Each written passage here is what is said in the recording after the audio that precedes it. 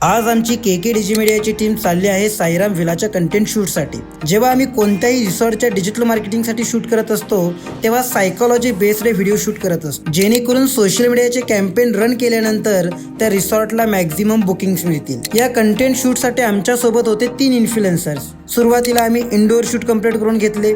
Viral व्हिडिओसाठी आणि social media ॲडसाठी ज्या प्रकारचे शूट्स लागतात ते शूट्स वेगवेगळ्या अँगलने कव्हर करून घेतले।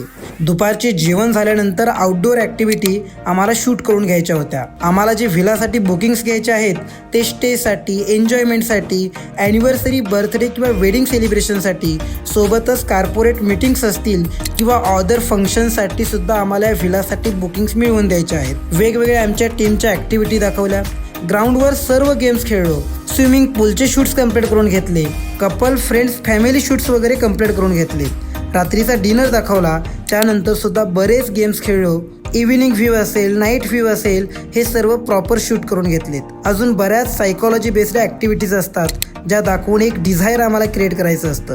रात्री 2-3 पर्यंत शूट चालू होते आणि पुन्हा सकाळी मॉर्निंग व्ह्यू दाखवण्यासाठी शूट चालू झाला।